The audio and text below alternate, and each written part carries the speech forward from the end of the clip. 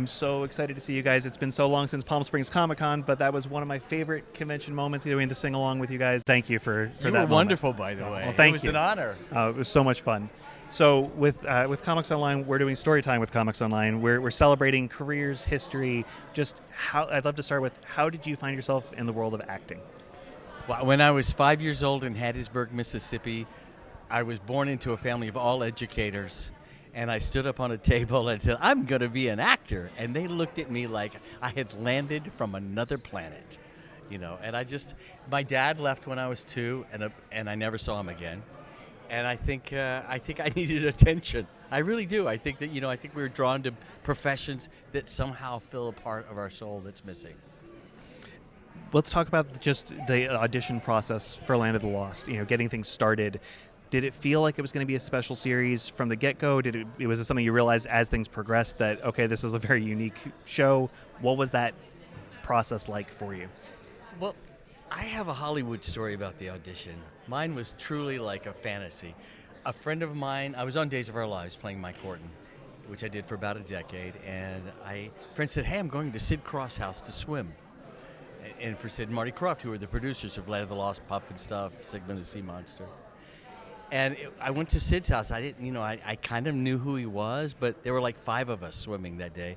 And Sid and I just talked all afternoon. And finally, at the end of the day, he said, here's the phone number of a casting director. I have a new show called Land of the Lost, and you're perfect for the lead.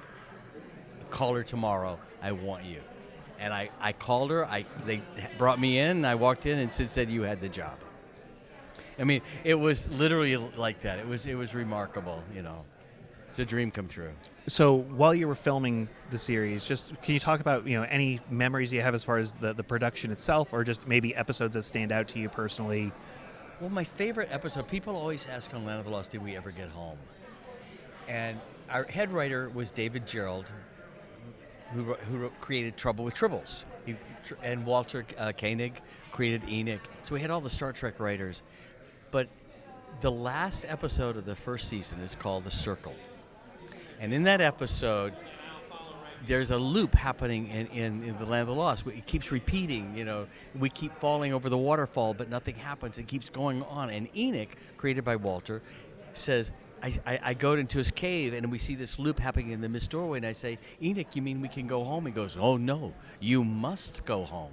3 must leave, so 3 may enter. And the Land of the Lost would be destroyed. So the family gets together. It's a hole with the slee stack and everything. And we walk through our mist doorway. And we go back home. And instantly our doppelgangers, the Land of the Marshall family, again, walk into the Land of the Lost for the first time. And the end of the episode is us walking back into the Land of the Lost, discovering everything, the cave, and everything's new. And so we get back, but we don't get back. And they wrote that episode, David wrote that episode just in case there wasn't a second season. So there was some sort of an ending. That is a wonderful story. I didn't realize that one. So I'll be honest, my first experience with Land of the Lost was as a child of the 80s and 90s, was the 90s series that they had launched on ABC. And when I found out that there was an original Land of the Lost, going back to rewatch that, it was such a joy to discover that there was more adventures to be had. So going back to learn more about your early series was just a lot of fun for me as a kid. Well, we lucked out because of the writers. And Mike Westmore, who did all the monsters for Star Trek, also did the Sleestack and Chaka and the Pakuni and our personal makeup for the show. But we were just so very lucky to have that talent. Sid told me that, Sid Croft, and said that they approached Gene Roddenberry. He had just finished Star Trek. Had been canceled after the first 3 years. And they were on the lot of Paramount, and they said, we'd like you to be our head writer for Land of the Lost. He said, I can't do it. I'm too busy. But I've got this young writer named David Gerald, who just created, the Tribbles. And that's because otherwise Land of the Lost, I think, would have been more like the Swiss Family Robinson.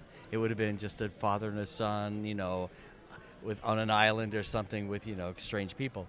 But because of David Gerald, it became a sci-fi show. And the sci-fi, if you watch the show now, the effects are 1970s, and it was state of the art back then. But of course, it looks hokey now because we don't have CGI. But the scripts that they wrote, especially the first 2 seasons, you know, the sci-fi was great. And David said, I told my writers we're going to write a sci-fi show that airs on Saturday morning, not a Saturday morning sci-fi show. One of my questions for you is, I enjoyed watching all your photos from all the different conventions. You've had a lot of celebrities and a lot of friends in the raft. Most recently, Steve and Walter from Power Rangers. They're Yes. old friends, but Oh, I loved seeing the picture. Who has been your favorite guest of the raft? Oh my gosh, Corey Feldman just got in. We Loretta Swit recently from MASH, you know, Hot Lips. She comes over and she goes, I said, well, Loretta, you want to get in the raft? She goes, I'm a major. I don't get in the raft. I stand outside the raft. So the photo with Loretta Swit is her holding one of the oars, just standing side by side on the outside the raft. But we've had the cast of the Waltons, the Brady Bunch, you know, oh my God, Little House on the Prairie, you know, Sam Jones. There's been so many. In fact, we want to do a book of all of our celebrities, you know, that have gotten in the raft. And what's fun is, a lot of times the celebrities the first day of a convention go, I don't want to get in the raft now. And then they see all the fun that everybody's having. Patrick Wayne once refused to get in the raft at a show, and then his manager made him get in the raft. And the next morning we're sitting at the table, and he comes running up to our table and goes, Wesley, Kathy, I've got to get another picture in the raft. My Facebook blew up. I put that photo there. I want more photos. So he got him in the raft. I just love that you guys are having so much fun with it. So thank you for including me in the fun along the way. But it's so great to get to celebrate you as part of it's actually our 25th anniversary for Comics Online. Wow, congratulations. So thank you so much for your support as well. Well, thank you for your support, and thank you for the fun you brought to us personally in our private lives. Thank you.